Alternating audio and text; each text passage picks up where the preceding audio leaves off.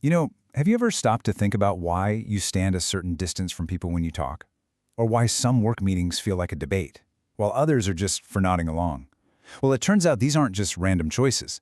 They're guided by a whole set of invisible rules, a kind of cultural grammar that shapes our lives in ways we don't even notice. And to see just how powerful these rules are, we're going to look at a fascinating case where one of the biggest companies on the planet got it completely, disastrously wrong.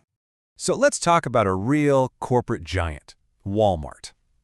They're the undisputed masters of low prices and getting things done efficiently. A true titan of American business that has successfully expanded all over the globe.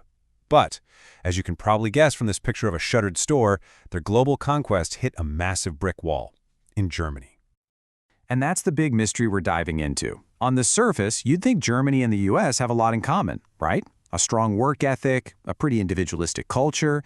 So how on earth could a company that basically perfected the science of retail fail so spectacularly?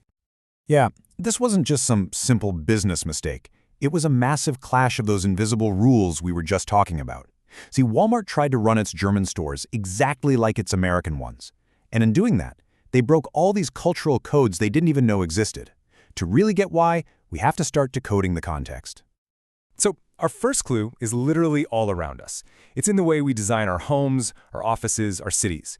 It's all about how we perceive and organize space, and believe me, it reveals a ton about what we value as a culture.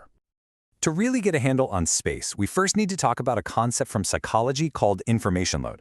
Basically, it's just how much stuff is going on around you. An environment with a high information load, a lot of chaos, can make us feel anxious, but a low-load environment, that feels calm and orderly.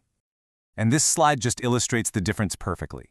Take a look at the image on the left. A super busy airport. It's chaotic, it's full of noise and signs. That's a high-load environment, and it definitely creates stress. Now look over to the right. A calm, serene Japanese garden. It's intentionally simple, it's orderly, a classic low-load environment, designed specifically to make you feel peaceful. This difference in philosophy, well, it extends right into our homes. As you can see here, a traditional Japanese home is designed to just flow right into the natural landscape, with flexible rooms separated by screens. The whole goal is harmony. A German home, on the other hand, really emphasizes clear divisions. Think thick walls, fences, fixed rooms. The goal here is in harmony with nature, but order and function. And this quote just gets right to the heart of it. For an American, if an office door is closed, that clearly means do not disturb. But in Germany, it just means the door is closed. It's not a social signal.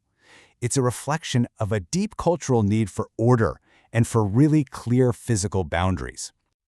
Okay, let's move on to our second clue, and you'll see how this all starts to build. Just like space, our perception of time isn't universal. How we schedule our day, what we prioritize, and even how we feel about time is profoundly shaped by our culture. The anthropologist Edward Hall actually identified two really fundamental ways that cultures see time. As you can see here, he called them monochronic and polychronic. Now, monochronic cultures, and notice this includes both the US and Germany, they see time as a resource, something to be managed. You do one thing at a time, and schedules are absolutely sacred. Polychronic cultures, though, see time as much more fluid, a place where relationships often take priority over sticking to a strict schedule. So what have we got? We have different rules for space and totally different rhythms for time.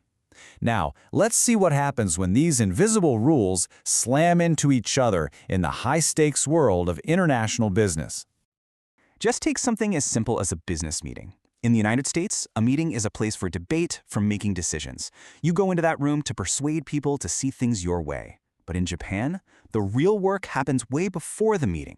The meeting itself is just a formal ceremony to confirm the consensus that's already been built. So you have two completely different purposes for the exact same event. Oh, this quote really nails a core difference in how we see personal identity.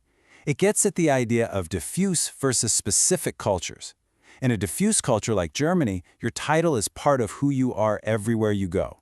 But in a specific culture like the US, our roles are compartmentalized. Dr. Smith at the university is just Bob at the grocery store. It's a really fundamental difference in how we view ourselves and other people.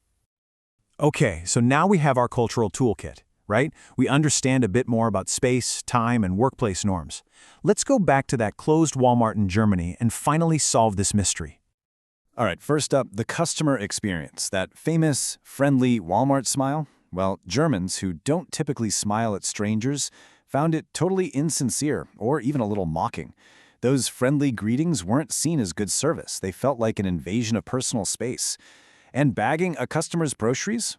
For Germans, who are used to bagging their own stuff efficiently, this just felt slow and like an unwelcome intrusion into their routine. Next, the products themselves were all wrong. Walmart sold prepackaged meat, but Germans overwhelmingly prefer it cut fresh on demand. Their whole one-size-fits-all bulk package approach just didn't work for Germans, who tend to have smaller refrigerators and shop more often. And they completely failed to offer local products in a culture with incredibly strong regional pride.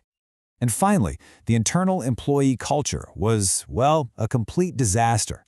The American-style morning pep rally chants were seen as just plain bizarre. Expecting employees to relocate for a promotion completely ignored the deep regional roots that are so common in Germany.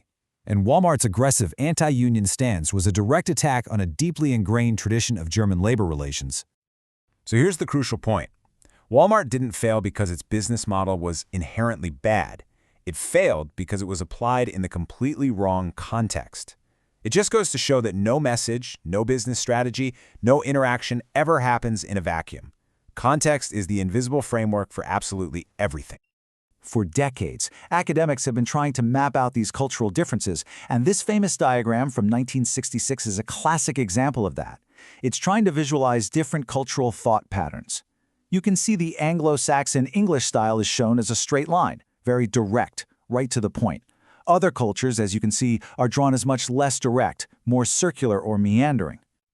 But we have to be really careful with models like this because they can be super problematic. By setting that direct, linear style as the default, the normal one, they can subtly reinforce an image of Western superiority and create stereotypes that kind of echo old colonial-era biases. It's just a critical reminder to always question the frameworks we use to understand different cultures. Look, the story of Walmart in Germany isn't just about a business failure. It's a really powerful lesson about the hidden forces that shape our reality every single day. And it leaves us with a question to think about. What are the unseen rules of space, time, and communication that guide your daily life? Once you start looking for them, I guarantee you'll see them everywhere.